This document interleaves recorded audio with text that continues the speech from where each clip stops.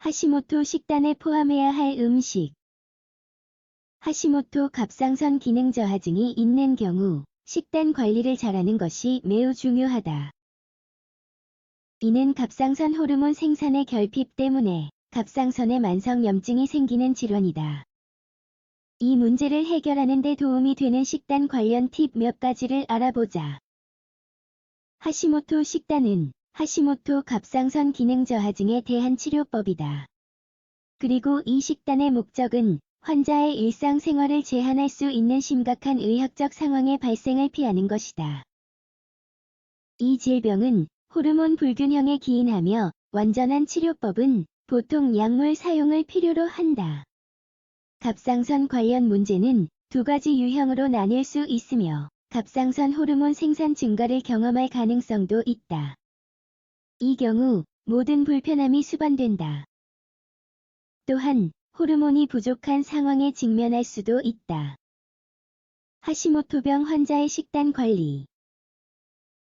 하시모토 갑상선 기능 저하증은 갑상샘의 기능을 저하하는 자가 면역 질환이다. 이 경우 면역계는 갑상샘을 스스로 공격하게 되어 그 기능을 저하하고 갑상샘에서 생산하는 호르몬을 충분히 만들지 못하게 된다. 그런데 이 질병의 진행을 피하려면 하시모토 식단을 고려하는 것이 매우 중요하다. 갑상선이 대사 기능을 조절하는 일련의 호르몬 생산을 담당한다는 사실을 반드시 기억해야 한다. 또한 호르몬이 충분히 생산되지 않으면 지방이 증가할 수 있다. 그뿐만 아니라 갑상샘의 만성염증은 해당 부위의 종양이 성장하게 할 수도 있다. 하지만 다행인 건 식단을 통해 갑상선 기능을 향상하는 영양소를 섭취할 수 있다는 것이다. 그리고 식단을 통해 하시모토병으로 인한 체중 증가를 상쇄할 수 있다. 과체중은 이미 건강에 해로운 것으로 입증되었으며 다양한 질병의 위험을 증가시킨다. 하시모토 식단에서 제외해야 할 음식. 먼저 하시모토 갑상선 기능 저하증이 있는 경우 진행을 늦추기 위해 어떤 음식을 피해야 하는지 알아보도록 하자. 십자화과 채소. 이 채소는 보통 균형 잡힌 식단의 측면에서 볼 때 아주 훌륭한 음식이지만 갑상샘종 유발물질이기도 하다. 그렇기 때문에 하시모토 식단을 따르는 사람들은 이 채소를 피해야 한다. 갑상선에 염증을 일으킬 수 있기 때문이다. 십자화과 채소에는 양배추, 콜라드 그린, 브리셀 스프라우트, 브로콜리 및 콜리플라워가 있다. 견과류와 땅콩. 장 수준에서 이오드 흡수를 감소시킬 수 있는 영양소의 흡수를 방해하는 화합물이 많이 함유되어 있기 때문에 이러한 음식도 마찬가지로 피해야 한다. 시금치와 당근.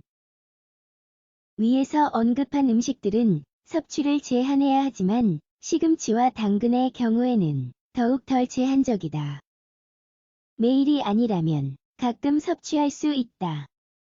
이러한 음식은 하시모토 식단의 일부로 적당히 포함될 수 있으며 적당히 먹는 한 많은 건강상의 이점을 제공해준다. 더 많이 먹어야 하는 음식. 하시모토 식단의 주요 특징 중 하나는 요오드를 증가시키는 식단이라는 것이다. 생선. 요오드는 생선에 풍부하게 함유되어 있다. 또한 항염 작용이 이미 입증된 오메가3 계열의 지방산도 생선에 들어있다. 그렇기 때문에 하시모토 갑상선 기능 저하증과 싸우는 데 도움이 된다. 해산물. 해산물에도 요오드가 함유되어 있다. 하지만 요산 수치가 높은 사람들의 경우 문제가 생길 수 있기 때문에 이러한 음식에 주의를 기울여야 한다. 유제품. 유제품에는 요오드가 고용량으로 함유되어 있다. 또한 그 구성의 일부인 프로바이오틱스는 소화관을 식민화하여 긍정적인 대사 효과를 발휘할 수 있다. 유제품은 체중 조절에 관한 한 아주 훌륭한 식품이다. 고려해야 할 다른 중요한 영양소. 위에서 살펴본 음식 외에도 갑상선 호르몬 생산에 관여하는 다음 영양소의 섭취를 늘려야 한다.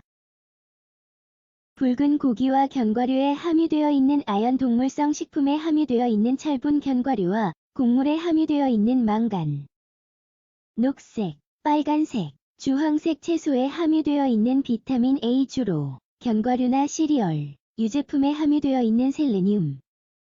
하시모토 식단만으로는 부족하다. 신체 활동 또한 대사 안정화와 적절한 신체 구성을 위해 필수적이다. 신체 활동이 부족하면 비만이 될 수 있고, 그렇게 되면 다른 여러 만성 질병이 유발될 수도 있다. 동시에 약을 먹는 것이 필수적이다. 약물이 지속적인 피로감을 줄여주고 삶의 질을 높여주기 때문이다. 하지만 반드시 전문의가 약을 처방해야 하고 주기적으로 복용량을 검토해야 한다. 하시모토 갑상선 기능 저하증은 적절히 관리하지 않으면 중기적으로 많은 문제를 일으킬 수 있는 질병이다. 따라서 조기 발견이 매우 중요하며 좋은 생활 습관 및 식습관을 따르는 것도 중요하다.